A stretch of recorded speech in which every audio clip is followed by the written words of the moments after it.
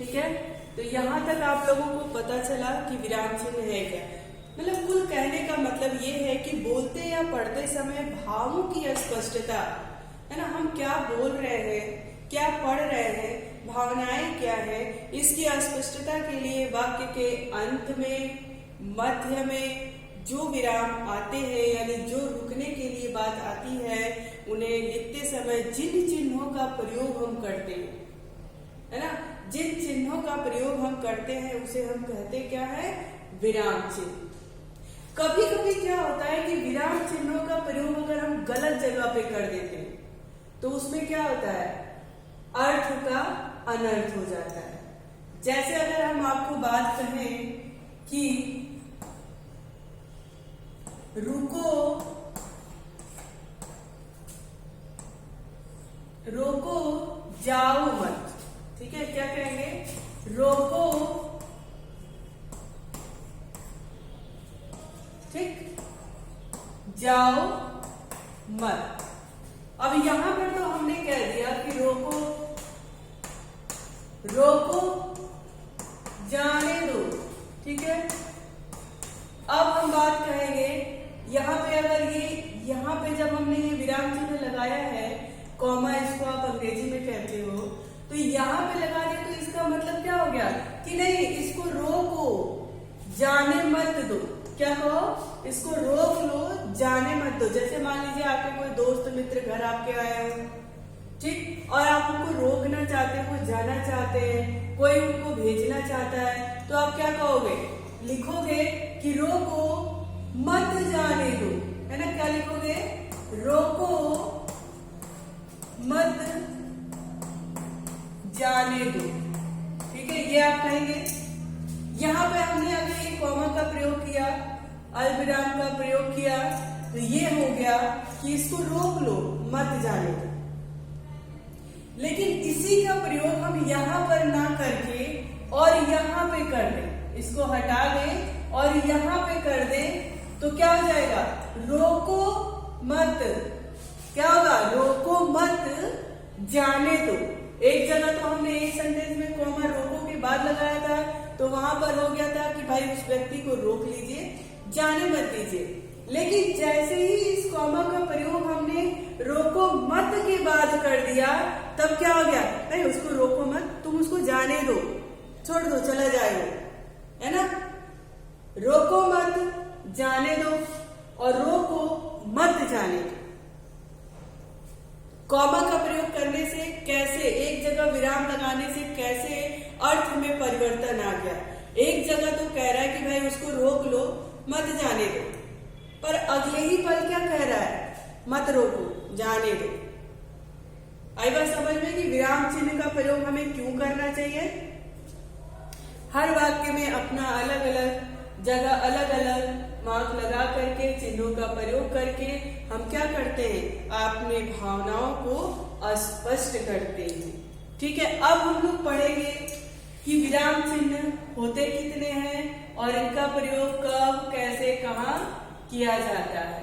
आई बात समझ में। तो अब हम लोग क्या पढ़ेंगे कि विराम चिन्ह कितने होते हैं और इनका प्रयोग कब, क्यों, कहाँ, कैसे किया जाता है। ठीक है, अब आप लोग देख लो कि विराम चिन्ह क्या है। पहला तो है पूर्ण विराम। क्या है, पूर्ण विराम। पूर्ण विराम, इसका चिन्ह कैसा है, खड़ी पाई जैसा है। ठीक है, अब इसी को अंग्रेजी में आप क्या कहते हो, फुल स्टॉप। कभी कभी ऐसा प्रश्न भी बनेगा बड़ी क्लास में जब आप जाओगे कि कोई विराम चिन्ह, कोई पंक्चुएशन मार्क ऐसा है कि जिसका प्रयोग अंग्रेजी में नहीं किया जाता है। तो भैया यही है आपका पूर्ण विराम। पूर्ण विराम को अंग्रेजी में ऐसे लाइन खींच के नहीं किया जाता है। कैसे होता है, बस एक डॉट लग जाता है और यही हो गया हमारा पूर्ण विराम। आई बात समझ में। तो पूर्ण विराम हिंदी में उसका प्रयोग खड़ी पाई के उसमें करते हैं और अंग्रेजी में फुल स्टॉप कहते हैं जब एक वाक्य खत्म हो जाता है तब। जैसे मैं कहूं कि आज राधा स्कूल गई थी, आज राधा स्कूल गई थी। ठीक है,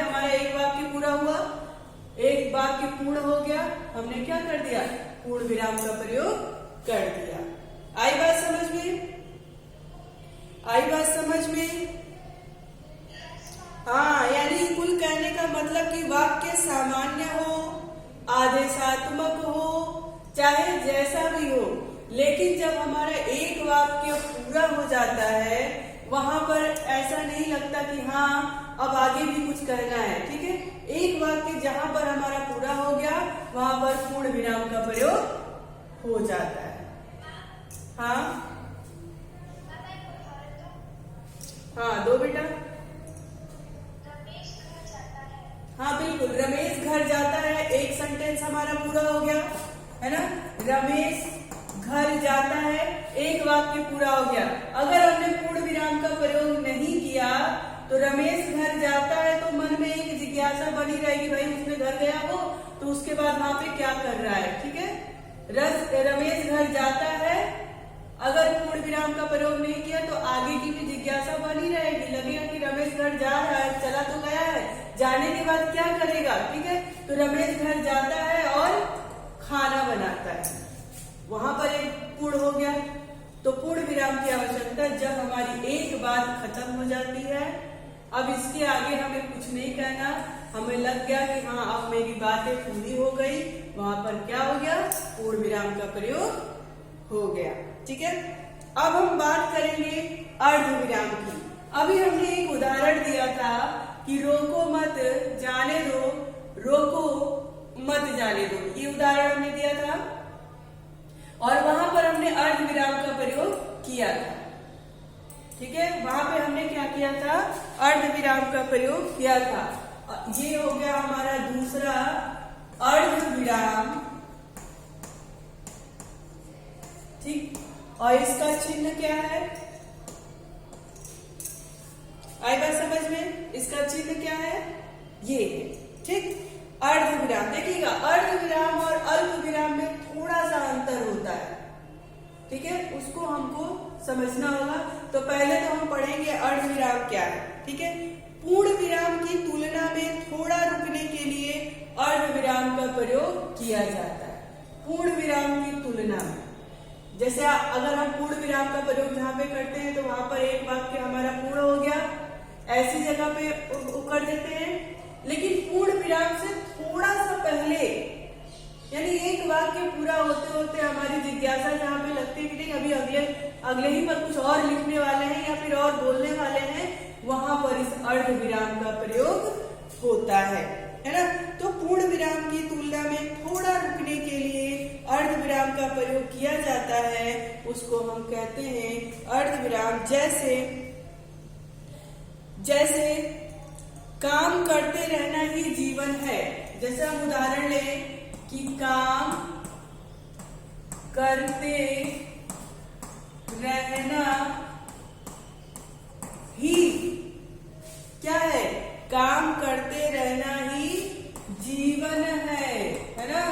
और इस जीवन के बाद क्या लगाएंगे, पूर्ण विराम नहीं लगाएंगे, अर्ध विराम लगाएंगे। ठीक है, अर्ध विराम का प्रयोग करेंगे। क्यों, क्योंकि इसके बाद हमको और कुछ कहना है। क्या कहना है, आलस्य ही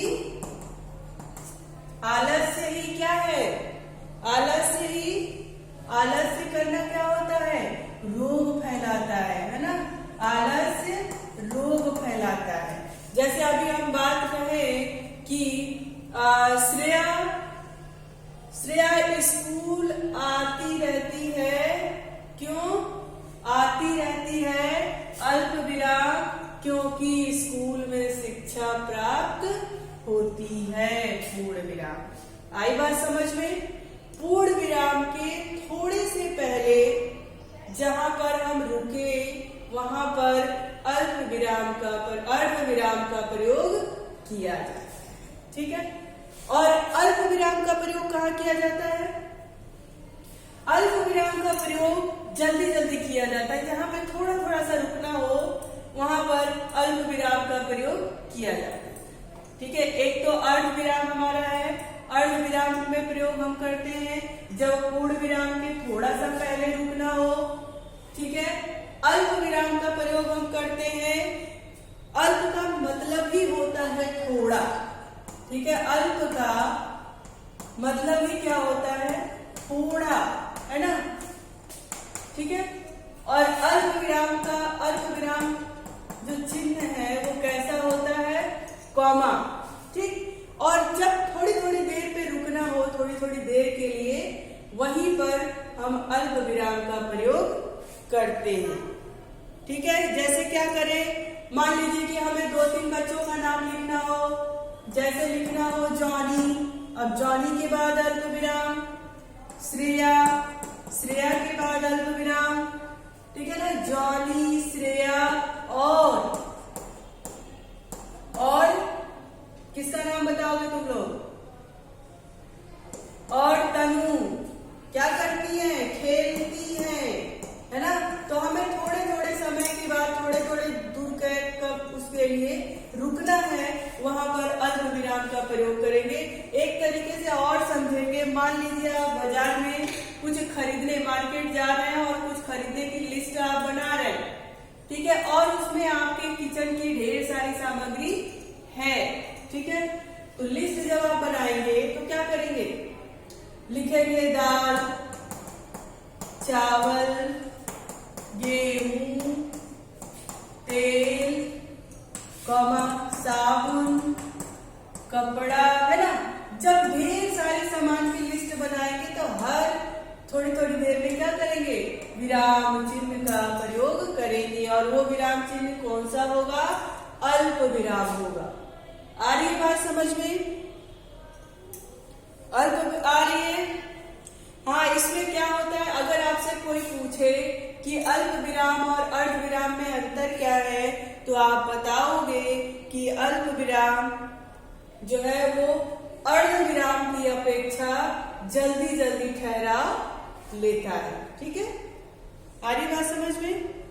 अल्प विराम बहुत जल्दी जल्दी रुक जाता है, दाल के बाद रुक गया, चावल के बाद रुक गया, बहुत जल्दी थक जाता है ना।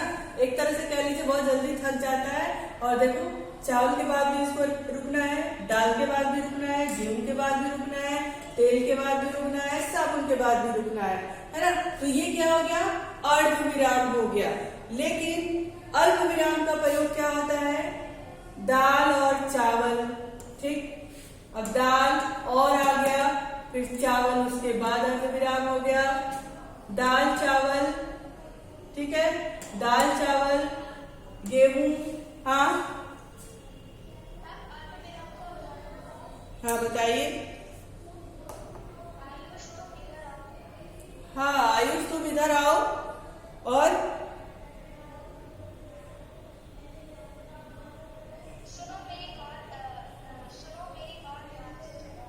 हाँ, सुनो मेरी बात ध्यान से सुनो। यानी अल्प विराम थोड़े की बात होती है, वो थोड़े थोड़े समय में ही रुक जाता है। अर्ध विराम अल्प विराम की अपेक्षा थोड़ी देर के बाद रुकता है, थोड़ी देर के बाद विराम लेता है, उसको हम कहते हैं अर्ध विराम। ठीक है, अब हम बात करेंगे प्रश्नवाचक चिन्ह की। प्रश्नवाचक चिन्ह सभी लोग जानते हो कि प्रश्नवाचक चिन्ह क्या होता है, क्वेश्चन मार्क इंग्लिश में आप कहते हैं, ठीक है, उसको हम हिंदी में प्रश्नवाचक चिन्ह कहते हैं। जहां कहीं पर भी प्रश्न पूछने की बात आए, ठीक है, प्रश्नवाचक चिन्ह जो है, प्रश्नवाचक चिन्ह इस तरह से होता है कुछ, ठीक है। और जहां कहीं पर हमें लगे कि हम प्रश्न पूछ रहे हैं, वहां पर प्रश्नवाचक चिन्ह का प्रयोग किया जाएगा। जैसे हम कहें कि क्या सिमरजोत को प्रश्नवाचक चिन्ह क्या है समझ में आ रहा है। हमने प्रश्न किया सिमरजोत से कि सिमरजोत क्या आपको विराम चिन्ह समझ में आ रहा है, तो उसका उत्तर सिमरजोत देंगे हाँ या ना। जो भी उनको अगर समझ में आया है तो हाँ कहेंगे, नहीं आया है तो ना कहेंगे। हमने क्या किया, प्रश्न पूछा सिमरजोत से, तो वहां पर क्या किया, प्रश्नवाचक चिन्ह का प्रयोग किया। हाँ, किसको? यस बेटा, बेटा कुछ प्रॉब्लम चल रही है मीटिंग पे, इसलिए हम लोग ऐड नहीं कर पा रहे हैं, है ना। उनको कहिए कि व्हाट्सएप पे वीडियो देख लीजिए एक बार, ठीक है। ठीक है, तो आगे हम बात करते हैं। प्रश्नवाचक समझ में आया? जहां पर भी प्रश्न पूछने की बात हो। हाँ बताओ। यस सिमर। हाँ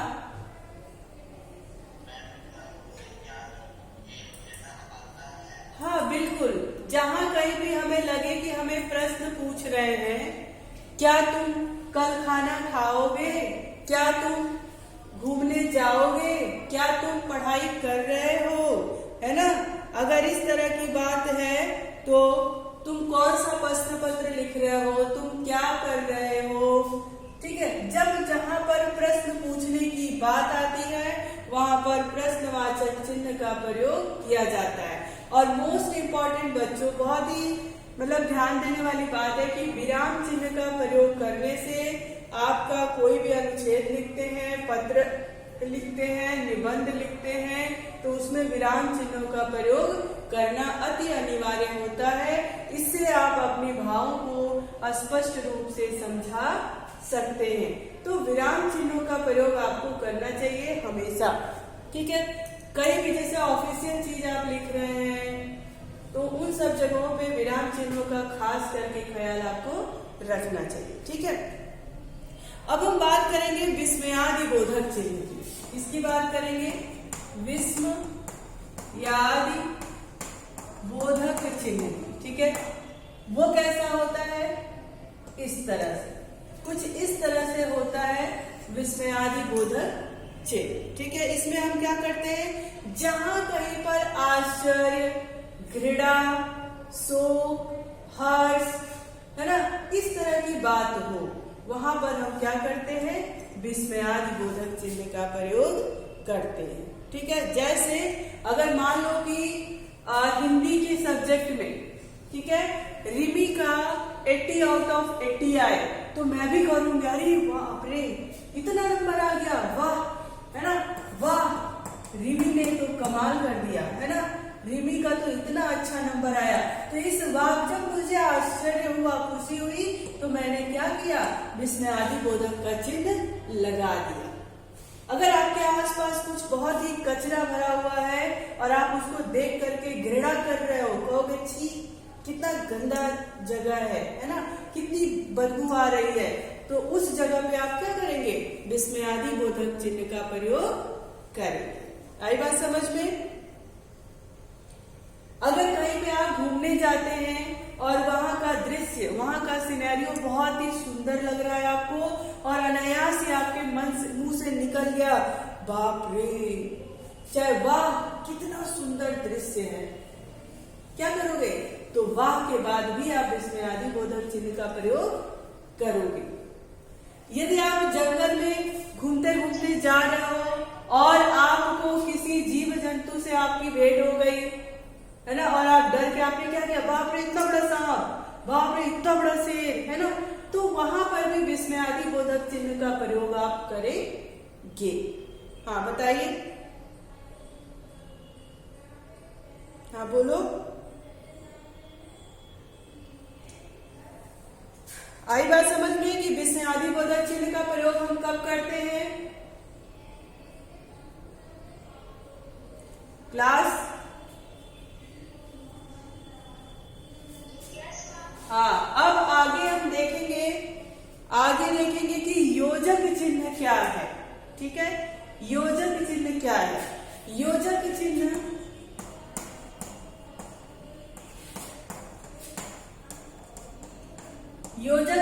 इस तरह से होता है, ठीक है। योजक चिन्ह इस तरह से होता है, जब समान अर्थ प्रकट करने वाले शब्द, है ना, आए, या फिर योजक का अर्थ होता है जोड़ने वाला, है ना। इस चिन्ह का प्रयोग शब्द युग्मों के बीच में तत्पुरुष तद्भव समास में तुलनात्मक जैसे कहेंगे, मान लो माता, है ना, यहीं पे पिता है, दोनों का महत्व एक समान है, वो तुलनात्मक। इसके बीच में हम क्या करेंगे, योजक चिन्ह का प्रयोग करेंगे।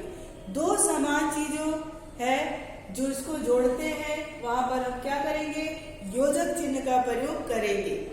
जैसे हो गया आपका सुख दुख यश यश ऊपर नीचे भाई बहन दिन रात रोना हंसना, मतलब समान है ना। वहां पर उसको हम जोड़ रहे हैं, वहां पर क्या होगा, योजक चिन्ह का प्रयोग हो रहा।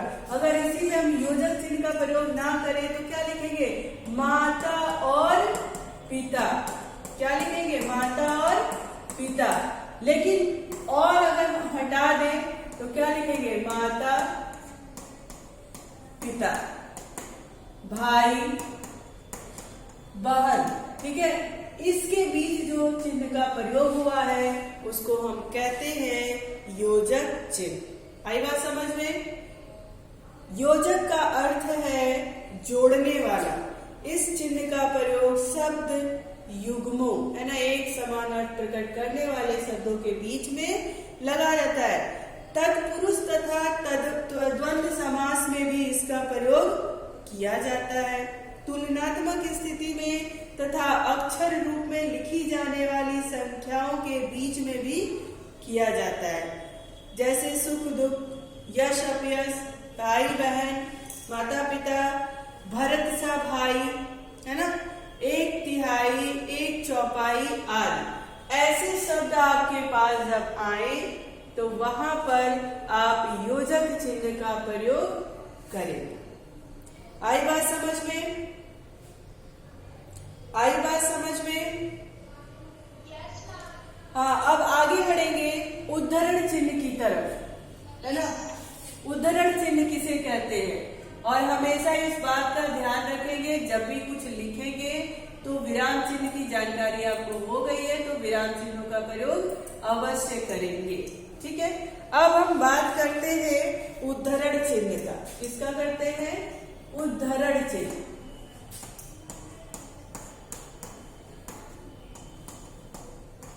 उद्धरण चिन्ह, ठीक है। और उद्धरण चिन्ह की पहचान क्या है,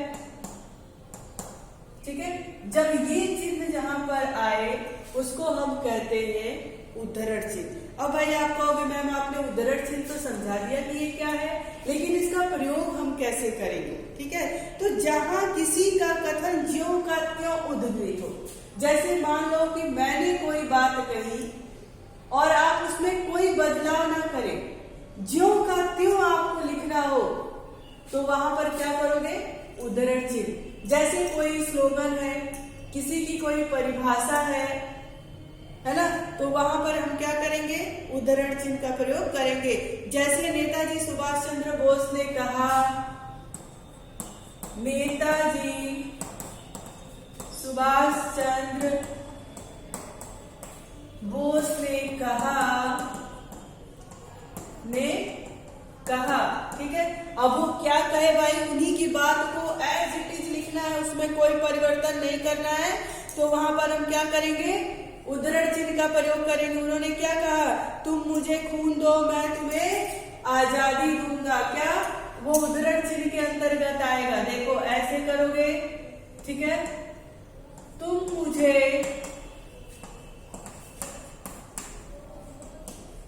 खून दो कॉमा मैं तुम्हें आजादी दूंगा, और उद्धरण चिन्ह के द्वारा उसको क्या करेंगे, बंद कर देंगे। मतलब कुल कहने का अर्थ कि उद्धरण चिन्ह का प्रयोग हम वहां पर करते हैं जहां पर किसी की कही हुई बात को एज इट इज यथा स्थिति बिना किसी परिवर्तन के उसको लिखते हैं, वहां पर क्या करते हैं, उद्धरण चिन्ह का प्रयोग करते हैं। आई बात समझ में। कोई उद्धरण चिन्ह जैसा कोई उदाहरण आप दें, जैसे गांधी जी ने कुछ कहा हो, बाल गंगाधर तिलक ने कुछ कहा हो, बहुत सारे स्लोगन होंगे, जरा उसका उदाहरण आप दें। 1 by 1 प्लीज। हाँ बोलिए।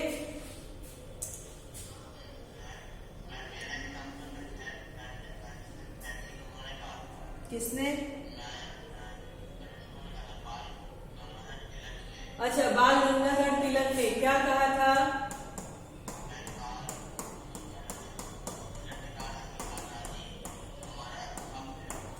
हक नहीं, आजादी हमारा,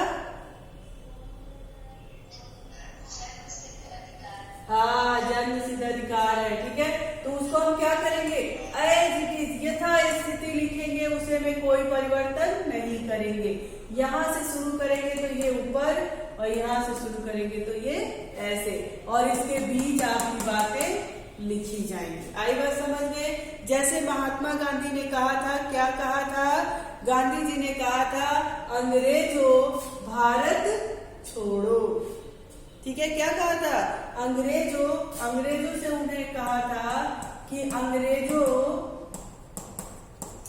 भारत छोड़ो, है ना। उन्होंने अंग्रेजों से कहा था कि भारत छोड़ दो, अब जाओ। ठीक, वहां पर हमने क्या किया? उस बात को उसी तरह से यहाँ पर हमने लिखा, और किसके अंतर्गत लिखा? उद्धरण चिन्ह के अंदर उसको लिखा। आई बात समझ में? वाक्य में किसी शब्द पर विशेष बल देने के लिए इकहरे चिन्ह का प्रयोग करते हैं, जैसे सूरदास का ग्रंथ सूरसागर। ठीक है, इसको जो उद्धरण चिन्ह है हमारा, तो जो डबल इन्वर्टेड कॉमा ये लगाते हैं उसको दोहरा कहते हैं, और जहां पर सिंगल लगाते हैं उसको हम इकहरा कहते हैं। ठीक है, तो ये पूरे सेंटेंस की बात हो गई थी कि इन्होंने क्या कहा था। तो हमने दोहरा उद्धरण चिन्ह का प्रयोग किया, और इकहरे उद्धरण चिन्ह का प्रयोग हम कब करते हैं? जब कोई शब्द पर विशेष बल देते हैं। मान लीजिए किसी पुस्तक का नाम लिखना है, किसी व्यक्ति का कोई सेंटेंस हम ऐसा पढ़ रहे हैं और उसमें किसी व्यक्ति विशेष के बारे में बात कर रहे हैं, तो उस व्यक्ति का नाम इकहरे उद्धरण चिन्ह के अंदर होगा। इस व्यक्ति ने, मान लीजिए कि अगर हम किसी की बात करें कि सूरदास की लिखी हुई ग्रंथ, कविता, कुछ भी, अगर हम कह दें सूरसागर, ठीक है, और सूरसागर को हमको सबके सामने लाना है, तो हमने क्या किया? सूरसागर पे विशेष बल दिया, तो वो सूरसागर जो किताब है, उनकी ग्रंथ है, वो इकहरे उद्धरण चिन्ह के अंतर्गत लिखा जाएगा। ठीक है, आप बात पे ध्यान देंगे कि उद्धरण चिन्ह जब किसी की कही हुई बात को ज्यों का त्यों लिखते हैं, वहां पर उद्धरण चिन्ह का प्रयोग करते हैं। और इकहरा और दोहरा दो होता है।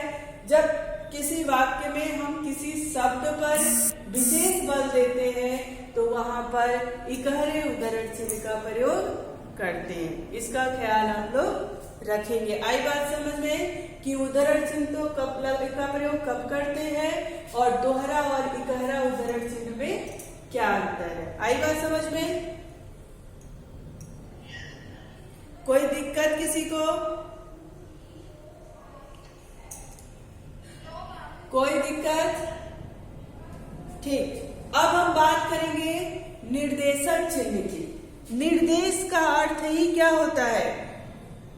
निर्देश देना। और निर्देशक चिन्ह और योजक चिन्ह एक ही जैसा होता है, पर उनका प्रयोग अलग अलग है। योजक चिन्ह की अपेक्षा निर्देशक चिन्ह जो होता है, जैसे ये योजक चिन्ह थोड़ा छोटा है, निर्देशक चिन्ह थोड़ा उससे बड़ा होता है। ठीक है, योजक चिन्ह की अपेक्षा निर्देशक चिन्ह थोड़ा सा बड़ा होता है। अब उसका प्रयोग हम कैसे करते हैं? ठीक है, निर्देशक चिन्ह का आकार योजक या विभाजक, देखो ये योजक चिन्ह को विभाजक चिन्ह भी कहते हैं, कि हमेशा याद रखिएगा आप लोग, योजक चिन्ह को विभाजक चिन्ह भी कहते हैं।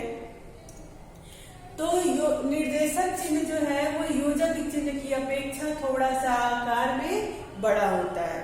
ठीक, अब हम जैसे किसी बात का उत्तर दें, है ना, किसी बात का उत्तर या उदाहरण आगे दिया जाना हो, तो निर्देशक चिन्ह का प्रयोग होता है। जैसे मान लीजिए हमको लिखना है कि मोहन ने कहा, मोहन ने निर्देश दिया कहा, ठीक है, मोहन ने कहा। अब यहाँ पर क्या करेंगे? निर्देशक चिन्ह का प्रयोग करेंगे। क्यों करेंगे? कि भाई मोहन ने कहा तो क्या कहा?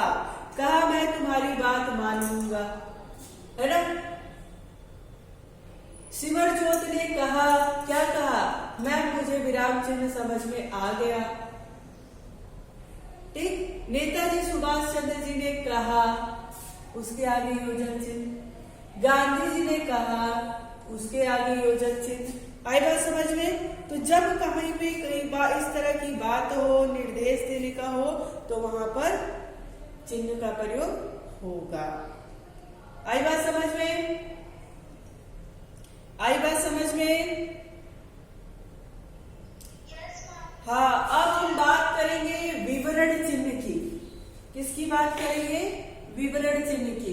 विवरण चिन्ह किसे कहते हैं और इसका उपयोग हम कहाँ पर, कब, कैसे करेंगे। ठीक है, ये हमारा हो गया विवरण चिन्ह। ठीक, विवरण चिन्ह क्या है? इस तरह से कुछ होता है। ठीक है, विवरण चिन्ह का किस प्रकार से होता है? कुछ इस तरह से होता है। और इसका प्रयोग हम कैसे करते हैं? जब किसी बात का उत्तर अगली पंक्ति में दिया गया हो, वहां पर विवरण चिन्ह का प्रयोग होता है। क्या होता है? जब किसी बात का उत्तर अगली पंक्ति में दिया गया हो, वहां पर विवरण चिन्ह का प्रयोग होता है। जैसे अगर हम लिखें कि इस पंक्ति का अर्थ यह होता है या विवरण यह होता है, तो उसको हम क्या कहेंगे? विवरण चिन्ह कहेंगे। जैसे मान लीजिए हमने कोई टॉपिक दे दिया और वहां पे लिख दिया, टॉपिक दे दिया और उसका उत्तर यहाँ से लिखना शुरू कर दिया। ठीक, तो ये क्या हो गया? ये विवरण चिन्ह हो गया और उसका उत्तर यहाँ पे लिख दिया। इसी को हम कहते हैं विवरण चिन्ह। ठीक है, अब हम बात करेंगे इसकी कोष्ठक। कोष्ठक तो जानते ही हो ना, है ना? कोई बात इसमें लिख करके और उसको कोष्ठक में बंद कर दिया। कभी कभी क्या होता है कि कोई शब्द बड़ा कठिन होता है, आपने बुक में भी देखा होगा, तो कठिन शब्द को तो लिख ही देते हैं, लेकिन ब्रैकेट में उसके सरल शब्दों को भी लिख देते हैं कि ये, अगर ये नहीं समझ पा रहे हो तो ये आएगा समझ में। उसको हम कहते हैं कोष्ठक। इन कोष्ठक चिन्हों का प्रयोग वाक्यों में किया जाता है क्रम प्रदर्शित करने के लिए। क्रम प्रदर्शित, जैसे मान लो अगर कोई एक शब्द लिख दिया हमने, ठीक है, ये शब्द नहीं समझ पा रहे, चलो इससे इसका अर्थ निकाल लेना, या फिर ये प्रश्न है, इसके अलावा ये प्रश्न है, अथवा का उपयोग करेंगे, वो भी हमारा कोष्ठक में होगा। ठीक है, तो वहां पर हम क्या करते हैं? कोष्ठक चिन्ह का प्रयोग करते हैं। जैसे मान लीजिए कोई भाव है, कोई नाटक लिख रहा है, कोई प्रस्तुति लिख रहा है और वहां पे हमने बात कर दी कि गीता हंसती है ना, या फिर क्या कहती है? गीता मान लो कोई बात कह रही है, गीता नहीं राजू, ठीक है, तो भाई हम कोष्ठक में लिख देंगे कि गीता हंस करके इस बात को कह रही है। तो अपने भाव को लिखना होगा, उसको इस कोष्ठक में लिख देंगे, वो उसे कोष्ठक लिखेंगे। ठीक है, आई बात समझ में? डॉक्टर शांति स्वरूप बाल विशेषज्ञ हैं। अब यहाँ पर हमने लाघव चिन्ह की बात हम करेंगे। लाघव चिन्ह हमने कल भी बताया था, अपनी पहली कक्षा में भी बताया था कि जब किसी बड़े को छोटे में, जैसे शॉर्टकट कहते हो ना, उसमें लिखना हो तो वहां पर लाघव चिन्ह का प्रयोग करते हैं। हाँ, लाघव चिन्ह इस प्रकार से होता है। ठीक है, इस प्रकार से होता है। जैसे आप इंग्लिश में भी इसका प्रयोग करते हैं, है ना, VIP, अब ये लगा दिया, इसी को लाघव चिन्ह कहते हैं। ठीक है, हिंदी में इसका प्रयोग कैसे करते हैं? जैसे आपका है आर्मी पब्लिक स्कूल, है ना, तो क्या करेंगे? अ लाघव चिन्ह, P लाघव चिन्ह, स्कूल, है ना, तो इससे क्या हो गया? Army public school, APS, army public school. जब हम बड़े से बड़े शब्दों को बड़े शब्द क्या है? बड़े वाक्यों को जब छोटे में लिखते हैं, जब कम जगह होता है, वहां पर लाघव चिन्ह का प्रयोग करते हैं और लाघव चिन्ह इस तरह से होता है। और इसी चिन्ह के मार्फत हम समझ जाते हैं कि इसका मतलब ये होना चाहिए। जैसे हम डॉक्टर, हाँ बताओ, हाँ दो,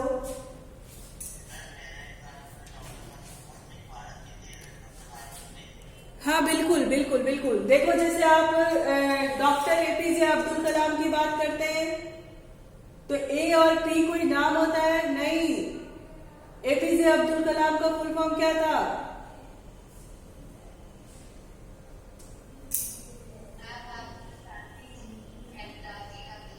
हाँ, लेकिन शॉर्टकट में हम कैसे लिखते हैं? लिख देते हैं डॉक्टर ए पी जे कलाम लिख देते हैं। तो यही जो चिन्ह है इसी को हम लाघव चिन्ह कहते हैं। आई बात समझ में?